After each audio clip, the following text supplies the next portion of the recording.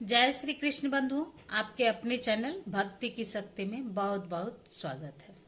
हिंदू धर्म में कई तरह के व्रत उपवास करने का भी विधान है और इन सभी व्रतों में सबसे प्रमुख होता है एकादशी का व्रत। शास्त्रानुसार एकादशी का व्रत पुण्य को बढ़ाने वाला और मनुष्यों द्वारा किए गए पाप कर्मों को नष्ट करने वाला माना जाता है। यह एकादशी का उपवास भगवान श्री हरि को समर्पित है। पूरे वर्ष भर में कुल 24 एकादशी होते हैं, लेकिन मलमास एकादशी मास पुरुषोत्तम यदि हो जाते हैं तो उसमें 24 के जगह पर 26 हो जाते हैं। और आज से के इस वीडियो में आप एकादशी व्रत का संपूर्ण जानकारी प्राप्त करेंगे, जैसे कि एकादशी व्रत प्रारंभ कैसे हुआ, कब से आप एकादशी का व्रत शुरू कर सकते हैं, अगर आप पहली बार व्रत प्रारंभ करना चाहते हैं तो किस तरह से एकादशी का व्रत करना चाहिए, एकादशी व्रत की विधि क्या है, कौन कौन से नियम हैं जिनका पालन आपको हर हाल में करना है, एकादशी व्रत में किस तरह का भोजन या किस तरह का फलहार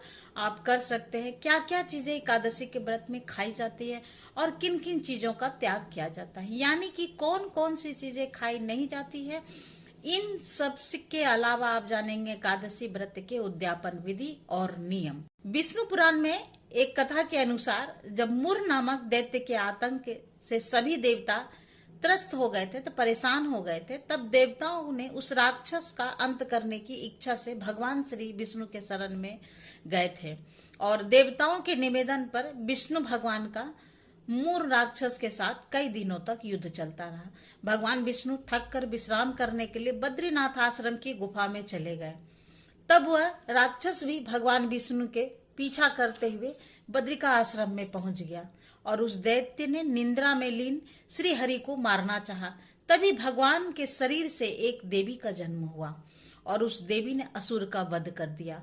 तब देवी के इस कार्य से प्रसन्न होकर भगवान विष्णु ने उस देवी से कहा कि तुम्हारा जन्म माघ माह के कृष्ण पक्ष की एकादशी तिथि को हुआ है, इसलिए तुम्हारा नाम एकादशी होगा और आज से प्रत्येक एकादशी को मेरे साथ तुम्हारी भी पूजा होगी। इसी दिन से एकादशी व्रत का आरंभ माना जाता है। जो भी श्रद्धालु हैं, जो भी इच्छुक भक्त हैं, उन्हें हिंदी पंचांग के अनुसार मार्गशीर्ष माह के कृष्ण पक्ष की एकादशी यानी उत्पन्ना एकादशी से व्रत आरंभ करके पूरे साल भर में आने वाला सभी 24 एकादशी को व्रत पूरी विश्वास। एकादशी एक देवी है जिसे ग्यारस भी कहते हैं और जिनकी उत्पत्ति माघ मास के कृष्ण पक्ष की एकादशी तिथि को भगवान श्री हरि विष्णु द्वारा हुई थी। जब भी आप एकादशी का व्रत करते हैं तो साथ में एकादशी तिथि एकादशी माता यानी ग्यारस माता के ध्यान करें और उनकी कथा भी जरूर सुने। अधिकतर लोग केवल एकादशी का व्रत का ही कथा ही पढ़ते हैं और सुनते हैं और ग्यारस माता की कथा पढ़ना सुनना भूल जाते हैं, लेकिन आपको ग्यारस माता की कथा भी हर एकादशी व्रत में जरूर सुनना चाहिए और पूजन भी करना चाहिए।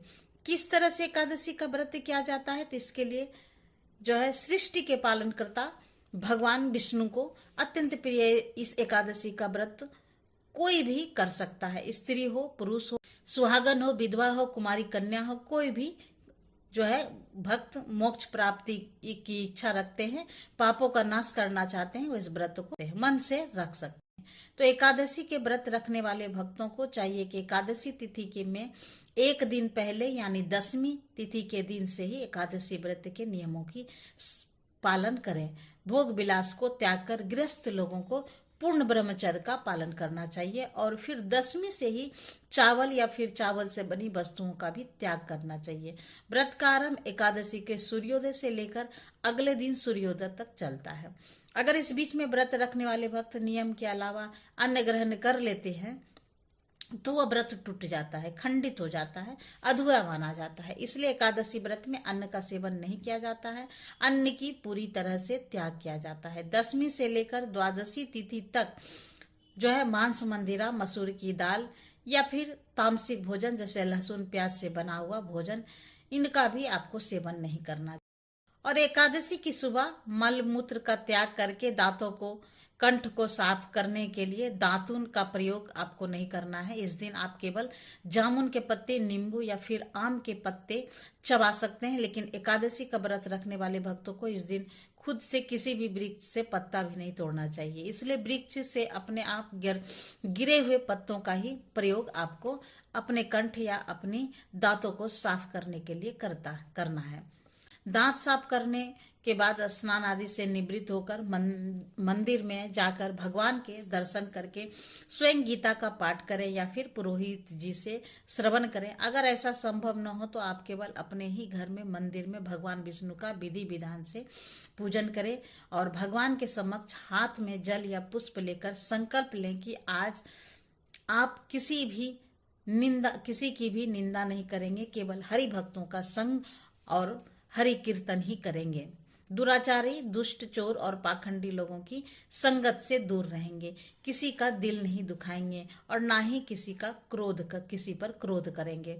और फिर भगवान विष्णु का स्मरण करते हुए इस प्रकार प्रार्थना करें कि त्रिलोकीनाथ, हे श्री हरि, मेरी लाज, इसलिए आप मेरे इस संकल्प को पूरा करने की शक्ति मुझे प्रदान करना। फिर संकल्पित जल और पुष्प जो है भगवान के चरणों में अर्पित कर देना है। इस दिन भगवान विष्णु के 108 नाम, जिसे विष्णु सहस्त्र नाम भी कहा जाता है, सहस्त्र नाम का पाठ करना है और मंत्रों का जाप और श्री हरि कीर्तन करके अपना दिन बिताना चाहिए। एकादशी व्रत के नियम क्या क्या हैं? जैसे कि 10वीं से ही अशुद्ध भोजन का त्याग कर देना है। बाहर का भोजन जहां तक हो सके नहीं करना है। पूर्ण ब्रह्मचर्य का पालन करें। इस दिन अपना व्यवहार, अपना आचरण सही रखें। अगर किसी की सामर्थ्य निराहार या फलाहार के साथ व्रत रखने का ना हो, भोजन करना आपके लिए बहुत अधिक आवश्यक है, तो एक बार आप शाम को पूजा करने के बाद आप सात्विक भोजन भी ले सकते हैं। यदि फलाहारी है तो सलजम, गोभी, गाजर, पालक, कुल्फा का साग, इसका सेवन नहीं करना है। और फलों में भी आम, अंगूर, केला, बादाम, पिस्ता, जितने भी ड्राई फ्रूट्स हैं उसका सेवन आप कर सकते हैं। फिर सीजनल फल है, यानी जिस मौसम में जो फल मिलते हैं वो फल भी आप सेवन कर सकते हैं। और भगवान को जब भी आप भोग लगाते हैं, सुबह शाम, एकादशी, 10वीं या द्वादशी को भोग में तुलसी का पत्ता जरूर रखें। एकादशी का व्रत रखने वाले भक्तों को दान दिया गया भोजन या किसी भी दूसरे के घर का भोजन, अन्न, जल किसी तरह भी ग्रहण नहीं करना चाहिए। अब एकादशी व्रत में क्या क्या चीजें आप खा सकते हैं, तो इस बारे में जान लीजिए। तो सभी तरह के फल आप खा सकते हैं, ठीक है, जो भी मौसमी फल है। इसके अलावा आप शकरकंद, कद्दू, आलू, साबूदाना, क्या क्या की चीजें नहीं खानी चाहिए, तो यानी कि वर्जित खाना जो है क्या नहीं खाना चाहिए, तो सभी तरह के अनाज जैसे मैदा, चावल, बाजरा, जौ, उड़द, मसूर, दाल या आटा और उनसे बनी हुई कोई भी वस्तु। अगर इस दिन आपका कोई अपमान भी कर दे तब भी आपको क्रोध नहीं करना है। शांत रहते हुए, संयम के साथ, दया का भाव दिखाते हुए उस व्यक्ति को क्षमा कर देना चाहिए और इस विधि से व्रत करने पर उत्तम फल की प्राप्ति होती है। एकादशी के व्रत में सुबह और शाम दोनों ही समय भगवान का पूजन करना चाहिए। अपने घर में पूजन करने के अलावा यदि आसपास भगवान विष्णु का मंदिर हो तो वहां पर भी आपको पूजा करनी चाहिए। हर एकादशी व्रत में भगवान विष्णु के अवतारों की पूजा की जाती है, तो आपको उन अवतारों की पूजा करके कथा का श्रवण भी जरूर करना चाहिए।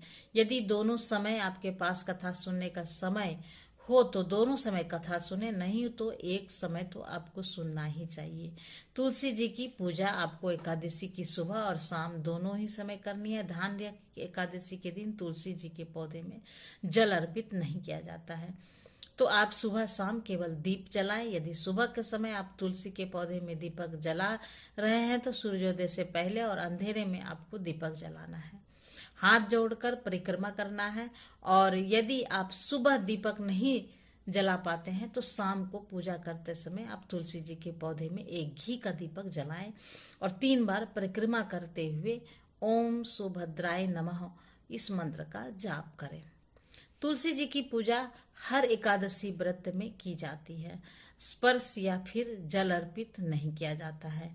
लोगों के मन में यही डाउट रहता है कि जब एकादशी के दिन तुलसी जी को जल नहीं चढ़ाते तो फिर पूजा भी नहीं करनी चाहिए, जबकि ऐसा नहीं है, आपको पूजा जरूर करनी। एकादशी का व्रत अगले दिन द्वादशी तिथि और सूर्योदय के बाद खोला जाता है, और हरिवासर का जो समय होता है उस समय व्रत नहीं खोलना चाहिए। कभी कभी ऐसा होता है कि एकादशी के तिथि 2 दिन पड़ती है, तो लोगों में यह भी बहुत बड़ा कंफ्यूजन होता है कि हमें व्रत किस दिन रखना चाहिए। और वैसे तो हमारे चैनल पर आपको एक एकादशी व्रत की तिथि शुभ मुहूर्त की जानकारी बहुत दिन पहले से ही आपको बता दिया जाता है, तो इस वीडियोस को आप हमारे चैनल को ज़रूर देखा करें। और हरिवासर के समय में व्रत नहीं खोला जाता है, इस बात को आप हमेशा ध्यान में रखिएगा। तो लागू हरिवासर के समय का व्रत खोलने उनका व्रत अधूरा रहता है, भगवान स्वीकार नहीं करते हैं। जो भी माताएं बहनें एकादशी का व्रत रखती हैं उन्हें इस दिन सिर धोकर स्नान नहीं करना चाहिए, यानी आपको सिर के बाल नहीं धुलने चाहिए। यदि एकादशी व्रत में आपको पीरियड्स हो जाए तो आप पहले से ही एकादशी का व्रत रखते आ रहे हैं, तो आपको केवल खुद से पूजा नहीं करनी है, किसी पूजन सामग्री को स्पर्श नहीं करना है, और उपवास आपको रखना है। उपवास आपको बीच में नहीं तोड़ना है। आप अपनी पूजा में किसी और के माध्यम से करा सकते हैं, नहीं तो मोबाइल के माध्यम से आप पूरी पूजा विधि मानसिक रूप से भी कर सकते हैं। जैसे मंत्रों का जाप करके, मन से ही दीप जलाने का भाव करके कथा का श्रवण भी कर सकते हैं। व्रत आपको बीच में नहीं तोड़ना चाहिए। आज आप जानते हैं कि उद्यापन विधि के बारे में, ये व्रत एक तपस्या है, तो उद्यापन उनकी पूर्णता होती है। किसी भी व्रत का उद्यापन करना जरूरी होता है। कुछ ऐसे ही व्रत होते हैं जिनका उद्यापन नहीं किया जाता, यानी कि जब तक जीवन रहता है तब तक उन व्रतों का पालन किया जाता है। उद्यापन साल भर में एक बार किया जाता है, और उद्यापन के अंग हैं व्रत पूजन, जागरण, हवन, दान, ब्राह्मण भोजन और पारण। अगर किसी ने पूरे साल भर में के 24 एकादशी व्रत कर लिए हों तो वह फिर उनका उद्यापन भी कर सकते हैं। कुछ लोग सभी 24 एकादशी व्रत न करके केवल 12 एकादशी व्रत रखते हैं, यानी केवल शुक्ल पक्ष के या केवल कृष्ण पक्ष के, तो उन्हें भी उद्यापन कर लेना चाहिए। दोनों पक्षों के व्रत जब भी आपने रखे हों, चाहे वह केवल शुक्ल पक्ष के हो या फिर कृष्ण पक्ष के, या फिर सभी 24 एकादशी को, उसका उद्यापन आप किसी भी पक्ष में एकादशी को कर सकते हैं। लेकिन ध्यान रखिएगा, चौमासे में यानी चतुर्मास में एकादशी का उद्यापन नहीं करना चाहिए। और शास्त्रों के अनुसार एकादशी उद्यापन 2 दिन का कार्यक्रम होता है। पहले दिन एकादशी का व्रत आपको रखना है, व्रत के साथ पूजा करनी है, और फिर द्वादशी को हवन करके अपने सामर्थ्य के अनुसार 1, 2, 3, 4, 5 जितने भी ब्राह्मण हो उन्हें आप आमंत्रित करके उन्हें भोजन कराकर दान दक्षिणा देकर आप उद्यापन कर सकते हैं। उम्मीद है आज की वीडियो आपको पसंद आई है। आपको ये वीडियो थोड़ी सी भी यूज़फुल लगी है तो प्लीज़ चैनल को सब्सक्राइब कर लें, बेल आइकन को प्रेस कर लें, ताकि आने वाली वीडियो की नोटिफिकेशन आपको सबसे पहले मिलते रहे। तो मिलते हैं फिर एक नई वीडियो में नई जानकारी के साथ। तब तक के लिए नमस्कार। Thanks for watching.